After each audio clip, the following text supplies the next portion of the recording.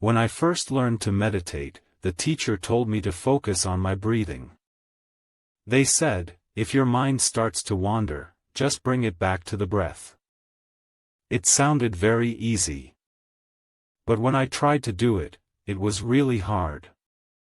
I went to meditation retreats that were totally silent. We did not talk for days. Even in the winter, I would sweat through my t-shirts. I took naps whenever I could because I felt so tired. Meditation was not relaxing at all for me at first. It felt like hard work. I kept trying, but something was missing. So why is it so hard to pay attention? Well, scientists have done studies about this.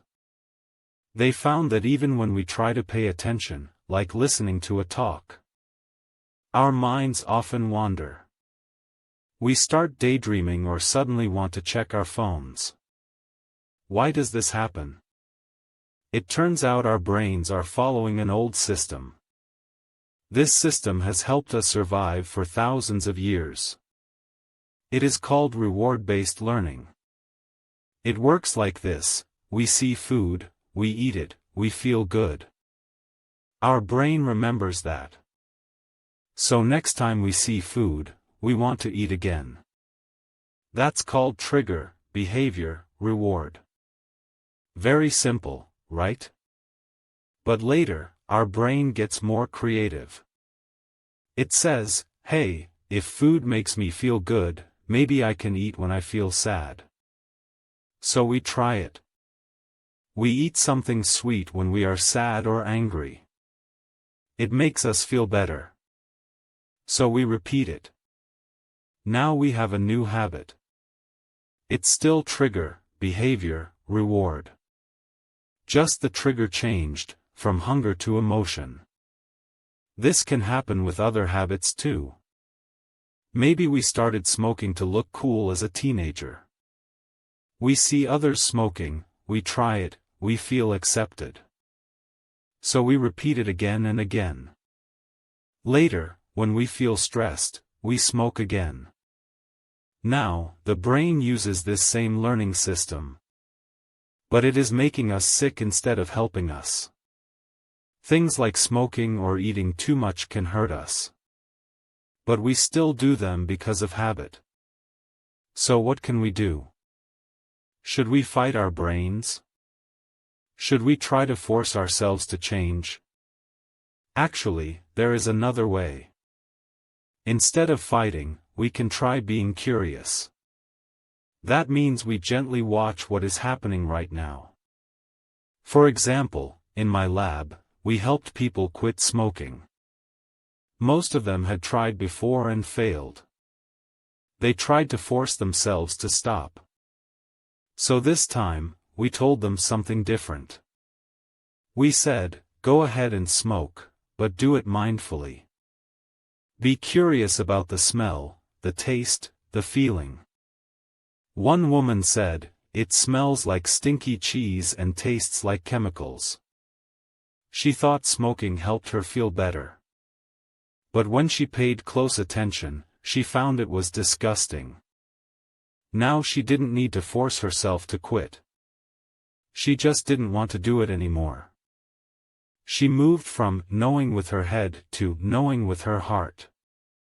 This kind of deep understanding helps change behavior. Our brain has a part called the prefrontal cortex. It helps us make smart choices. It says, don't eat that fourth cookie, or don't smoke. But when we're stressed, this part shuts down. We go back to our old habits. That's why curiosity is important. It helps us see clearly what we are doing. It helps us lose interest in the habit itself. Then we stop not because we force it, but because we don't want it anymore. That's what mindfulness is about. Being really honest about what is happening. Not running away from feelings. Not trying to hide from cravings. Just being curious. And curiosity feels good. When we get curious, we notice body sensations. Like, oh, I feel tightness, or I feel restlessness. These feelings come and go. We can handle them one moment at a time. We don't need to feel overwhelmed. We are not being crushed by our cravings. We are just watching them pass. Now, this may sound too simple. But it actually works. In one study, mindfulness helped people quit smoking better than normal therapy. It changed their brain patterns too. There's a part of the brain called the default mode network. It gets very active when we're lost in cravings. But when we are curious and aware, it quiets down. Now we're using apps and phones to teach mindfulness. We're turning the thing that distracts us into a tool to help us.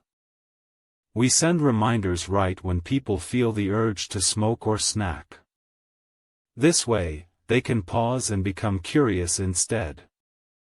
Even if you don't smoke or stress eat, you can still use this.